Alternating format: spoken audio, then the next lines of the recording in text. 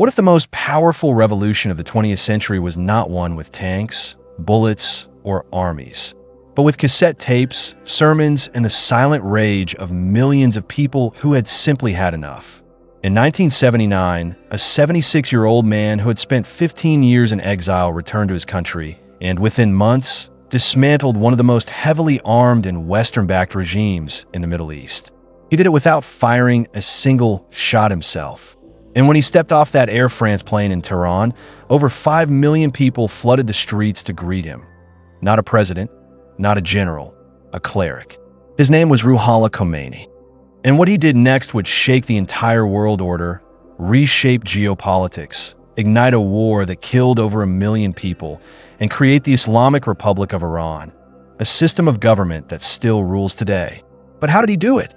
How does a religious scholar with no army, no political party, and no television access manage to topple a Shah who commanded one of the largest military forces in the region, fully supported by the United States of America? The answer is one of the most astonishing stories of the 20th century. And it begins not in Tehran, but in a holy city with a boy who was born to become something the world had never quite seen before. Ruhollah Khomeini was born on September 24, 1902, in the small town of Khomeini in central Iran. His father, Mustafa Hindi, was a local cleric who was murdered when Ruhollah was only 5 months old, allegedly by agents of a local landowner. From the very beginning, loss and injustice were written into the fabric of his life. He was raised by his mother and aunt, both of whom died before he turned 16. By the time he was a young man, Khomeini had already absorbed something that would define his entire worldview: the idea that power, unless it was rooted in divine justice, was corrupt. That rulers who turned their backs on God and oppressed the people were not merely wrong, they were sinful. And sin, in his view, demanded not patience but resistance.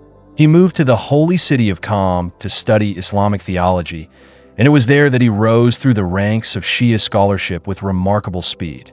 He was not merely a religious student. He was deeply interested in philosophy, mysticism, and ethics. He read widely. He thought deeply, and he developed a perspective that was unusual even within the clerical establishment. The belief that Islam was not just a personal faith, it was a complete political system, that the clergy had not only the right, but the duty to govern. This idea, which he would later formalize into a revolutionary doctrine, was considered radical by many of his contemporaries. Most senior clerics in Iran believed that religion and politics should remain separate, that the role of scholars was to guide the faithful, not to rule the state. Khomeini disagreed, fundamentally, passionately, uncompromisingly. But for decades, he kept those convictions mostly within the walls of seminaries and lecture halls. The political earthquake would come later. First, there was the Shah. Mohammad Reza Shah Pahlavi had come to power in 1941, placed on the peacock throne by British and Soviet forces who wanted a cooperative ruler during the Second World War. He was young, insecure, and deeply dependent on foreign support. In 1953, when the democratically elected Prime Minister Mohammad Mossadegh tried to nationalize Iran's oil industry, the Central Intelligence Agency of the United States of America and British intelligence orchestrated a coup. Mossadegh was overthrown, the Shah was reinstated, and Iran's trajectory was changed forever. From that moment, the Shah became increasingly authoritarian and increasingly tied to Washington. He launched what he called the White Revolution in 1963, a sweeping program of modernization that included land reform, women's suffrage, and the expansion of literacy programs. On the surface, these were progressive reforms.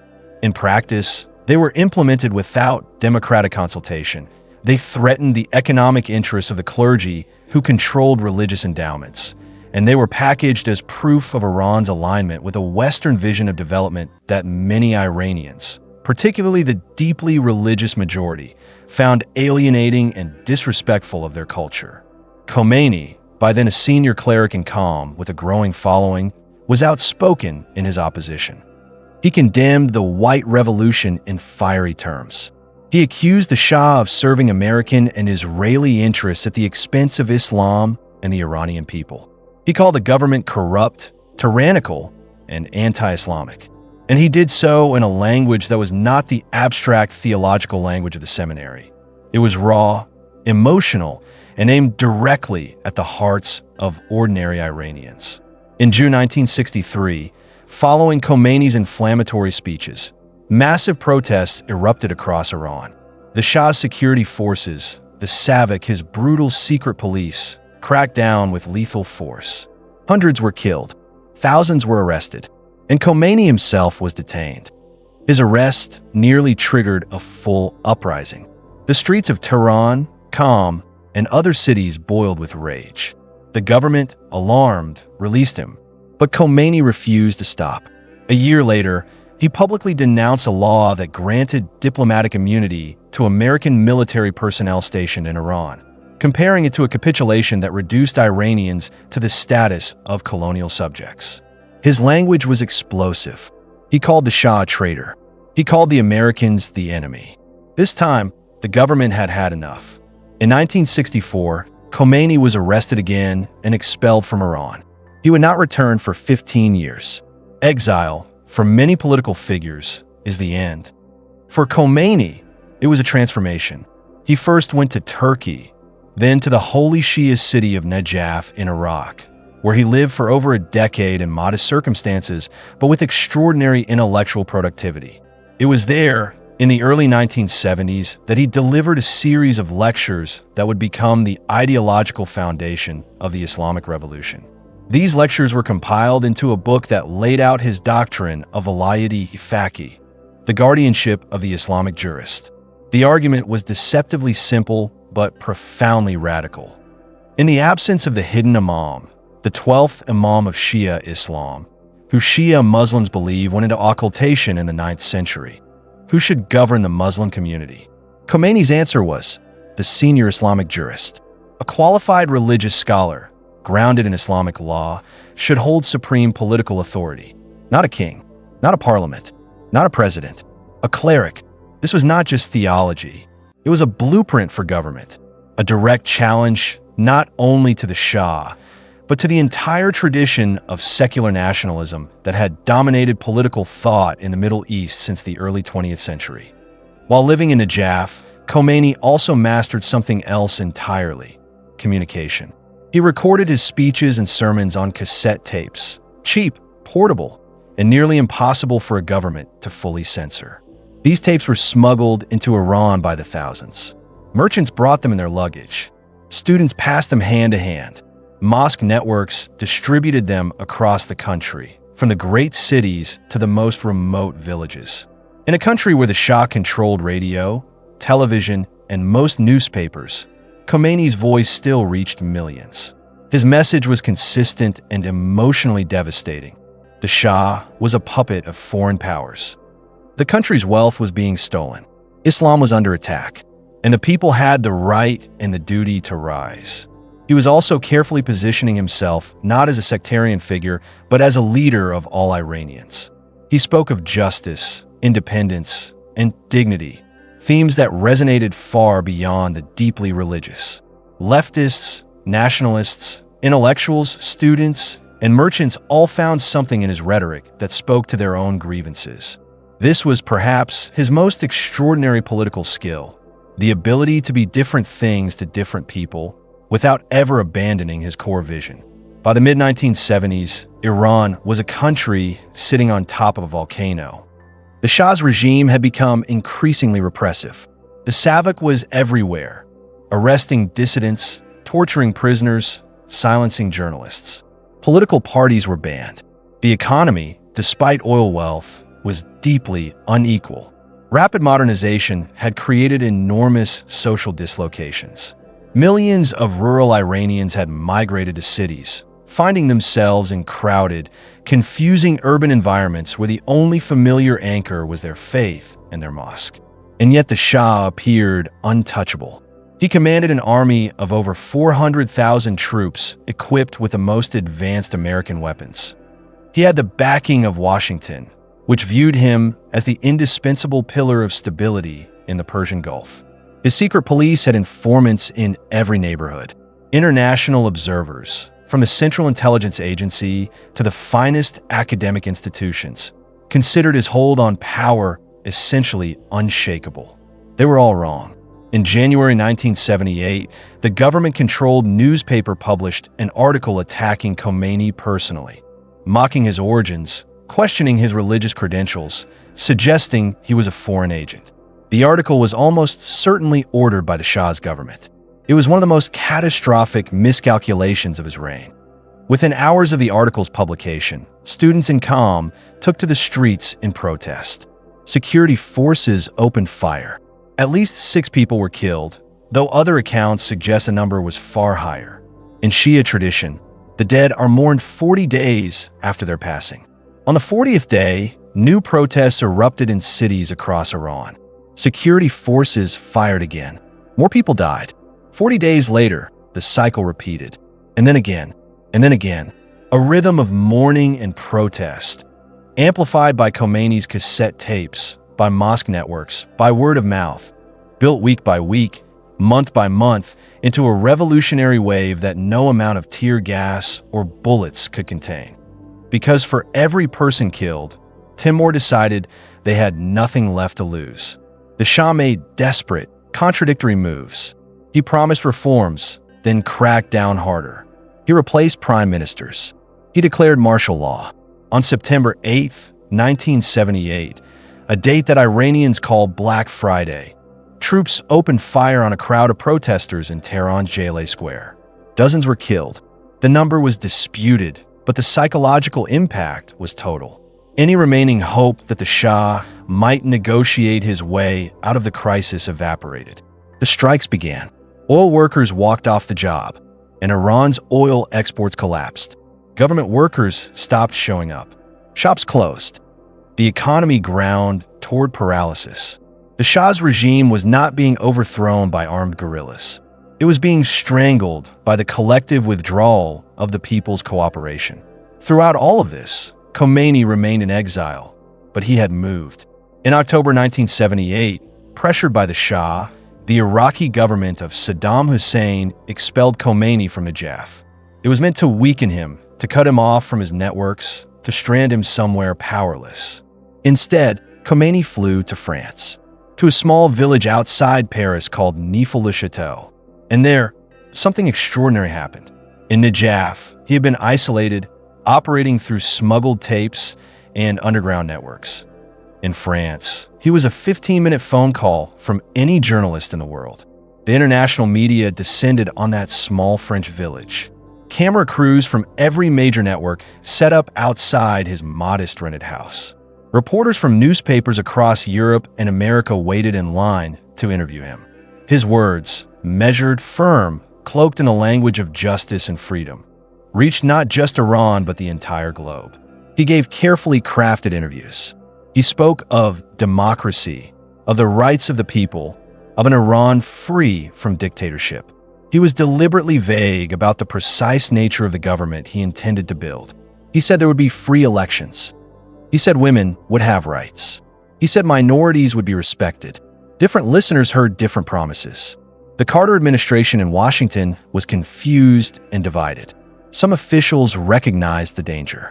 Others believed Khomeini would hand power to moderate politicians once the Shah was gone. They were making the same mistake that almost everyone made with Khomeini, underestimating his absolute commitment to his doctrine and his will.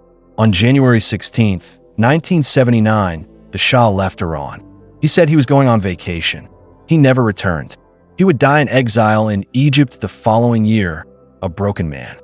The streets of Tehran erupted in celebrations unlike anything the country had ever seen. People climbed on top of statues and tore them down. They shouted in the streets. They embraced strangers. After decades of fear, something that had seemed impossible had suddenly happened. The Shah was gone, but the revolution was not yet complete, because now came a question that would define everything. Who would replace him? On February 1st, 1979, Khomeini's Air France flight landed at Mehrabad Airport in Tehran. The reception was staggering. Estimates of the crowd that gathered range from 3 million to 5 million people. One of the largest gatherings in human history to welcome a single individual. A journalist on the plane asked Khomeini how he felt about returning to Iran after 15 years. His answer was famously cold. Nothing. He was driven to the Beheshtis, or a cemetery on the southern edge of Tehran, where many of the revolution's martyrs were buried.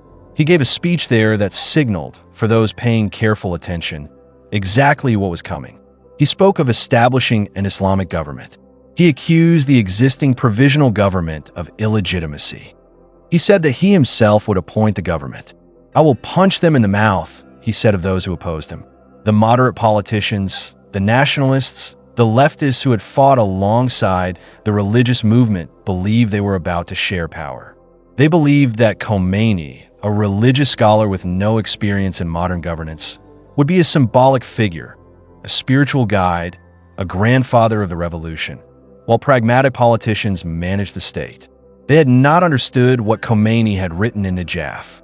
They had not absorbed the implications of Velayat-e-Faqih. Or perhaps they had heard it, but not believed it.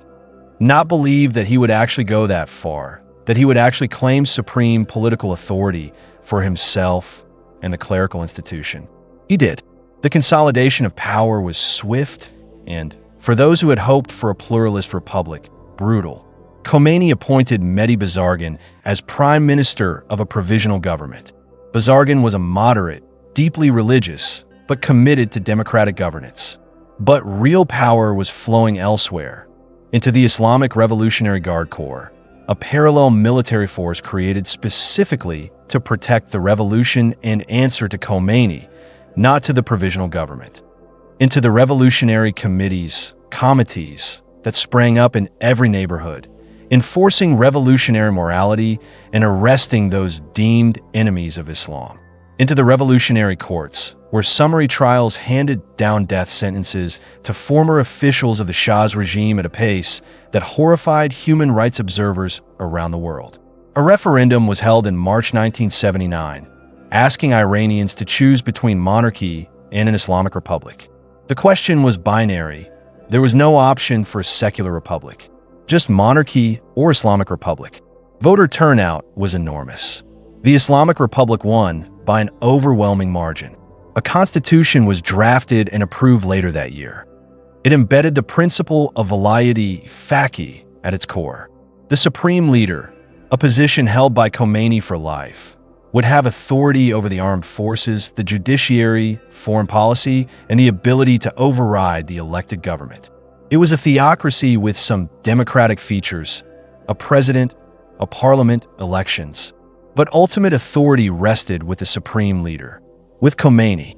Those who objected found themselves silenced, exiled, imprisoned, or executed. The Kurdish uprising was crushed militarily. The leftist Mojahedin-e-Khalq organization, which had fought alongside the revolution and then turned against the theocratic direction it took, was hunted down in one of the most violent internal repressions of the era. In the early 1980s, thousands of political prisoners were executed in what became known as the 1988 prison massacres, an event whose full scale remained suppressed for decades. Women were required to wear the hijab. Music was banned from state radio. Alcohol was prohibited. The revolutionary transformation of daily life was total and rapid. But the event that most dramatically accelerated the consolidation of Khomeini's power and shaped the Islamic Republic's identity for generations was not internal. It came from outside Iran's borders. In November 1979, a group of Iranian students stormed the United States Embassy in Tehran and took 66 American diplomats hostage. They held them for 444 days. The crisis was partly driven by revolutionary rage at the United States' decision to admit the Shah for medical treatment. It was also a deliberate political tool used by radical elements of the revolution to destroy the moderate provisional government. Prime Minister Bazargan resigned in despair, and to ensure that no compromise with America was possible. Khomeini initially appeared cautious about the hostage-taking. Then he endorsed it. He called it a second revolution, greater than the first. The crisis consumed Jimmy Carter's presidency and cemented the image of the Islamic Republic as irreconcilably opposed to the United States, the great Satan in Khomeini's rhetoric. And then, in September 1980, Iraq invaded Iran. Saddam Hussein, calculating that the revolution had weakened Iran's military, that the purge of the Shah's officer corps had left the armed forces in disarray, and that a quick military strike could seize the oil-rich Khuzestan province, launched a massive invasion across Iran's western border. What followed was one of the longest and bloodiest conventional wars of the 20th century. 8 years of grinding, devastating conflict that killed somewhere between 500,000 and 1 million people on both sides. The war, paradoxically, served Khomeini's consolidation of power in crucial ways. It created a state of siege that justified the suppression of internal dissent. It gave the Islamic Revolutionary Guard Corps an opportunity to grow into a massive institution deeply loyal to the revolutionary ideology. It generated an atmosphere of nationalist and religious fervor that made criticism of the government feel like betrayal. And it gave Khomeini a narrative, Iran as the oppressed nation, encircled by enemies, fighting for survival, that resonated deeply with a population already primed by decades of foreign interference in their affairs. When the war finally ended in 1988, with a United Nations ceasefire that Khomeini described as drinking poison because he had vowed to fight until Saddam Hussein was overthrown and had failed, Iran was exhausted, impoverished, and deeply traumatized. But the Islamic Republic had survived, and Khomeini was still its supreme leader, his authority unchallenged. He died on June 3, 1989. The scenes of mourning that erupted across Iran were extraordinary. Millions of people wailing, beating their chests, surging through the streets in grief, so intense that his funeral had to be halted when the crowd overwhelmed the procession and tore at his burial shroud. Dozens of people were crushed to death. His successor, chosen by the Assembly of Experts, was Ruhollah Khomeini, who had served as president of the Republic. Under Khomeini, the Islamic Republic would continue, adapting but never abandoning its foundational architecture. How did one man achieve what Khomeini achieved? Part of the answer is the depth of the grievances that the Shah's regime had generated, not just among the deeply religious, but among virtually every sector of Iranian society. The corruption, the authoritarianism, the brutal reputation of the Savak, the inequality of oil wealth, all of these created a revolutionary combustion that needed only a spark and a leader. But Khomeini was not merely a spark. He was a man of absolute conviction, extraordinary political intelligence, and iron discipline. He understood the power of religious language in a deeply observant society. He understood that the 40-day mourning cycles of Shia tradition could be weaponized into a rolling calendar of protests. He understood that by staying in exile, maintaining moral authority without being tainted by the compromises of opposition politics inside Iran, he could position himself above the fray, the one incorruptible figure in a landscape of corruption. He also understood that the coalition that brought him to power would not share his vision for what came next. He used them, the nationalists, the leftists, the liberal Democrats, until they were no longer useful, and then he marginalized or destroyed them. This was not improvisation. It was strategy, ruthless, patient, and effective. And he had the advantage of being genuinely believed. For millions of Iranians, Khomeini was not a politician using religion. He was a man of God delivering justice. The difference in how he was perceived, the gap between what Western analysts saw and what his followers felt, was the gap between the world's misunderstanding of his revolution and the revolution itself. What he built remains one of the most consequential political structures of the modern era. He remade a nation. He altered the geopolitics of an entire region. He created a model of Islamic governance that continues to inspire movements and generate conflicts around the world. The cassette tapes are long silent. The man who recorded them has been dead for over 35 years. But the state he built, with all its contradictions and repressions and defiant survivals, is still standing. And the question of what it means for Iran, for the region, for the relationship between faith and political power, is still very much unanswered. Because in the end, Khomeini did not just change a government. He changed a question. He asked the world whether modernity and Islam were compatible, and then answered it on his own terms. Whether that answer will stand Whether the Iranian people will one day write a different chapter remains the most important unresolved story in the Middle East. And the women marching in Tehran streets today, pulling off their headscarves and shouting woman, life, freedom, they are writing the next sentence of that story. Whether the world is paying attention is another question entirely. These are not distant events from a forgotten century.